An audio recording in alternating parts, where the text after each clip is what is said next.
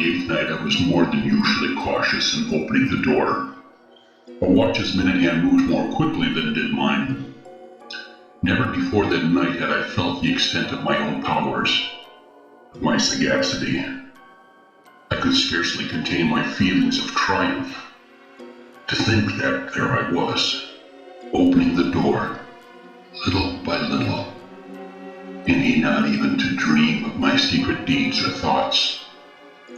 I fairly chuckled at the idea, and perhaps he heard me, for he moved on the bed suddenly, as if startled. Now you may think that I drew back, but no. His room was as black as pitch, with a thick darkness, for the shutters were close fastened, through fear of robbers, and so I knew that he could not see the opening of the door, and I kept pushing it on steadily. I had my head in, and was about to open the lantern when my thumb slipped upon the tin fastening, and the old man sprang up in bed crying out, "Who's there?" I kept quiet, and said nothing. For a whole hour I did not move a muscle, and in the meantime I did not hear him lie down.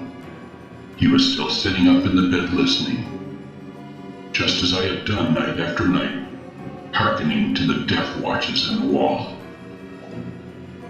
Presently I heard a slight groan.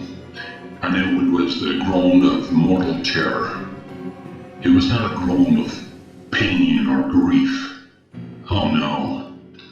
It was the low, stifled sound that arises from the bottom of the soul when overcharged with awe. I knew the sound well. Many a night, just at midnight, when all the world slept, it has welled up from my own bosom, deepening with its dreadful echo the terrors that distracted me. I say I knew it well.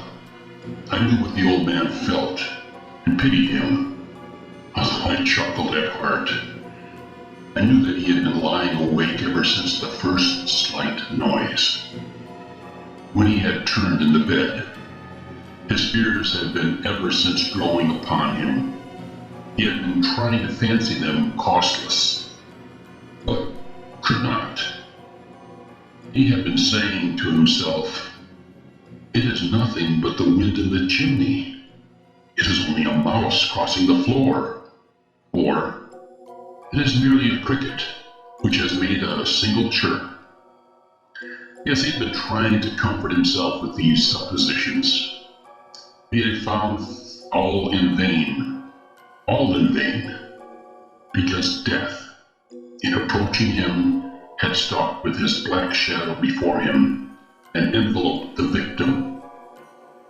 And it was the mournful influence of the unperceived shadow that caused him to feel, although he never saw nor heard, to feel the presence of my head within the room.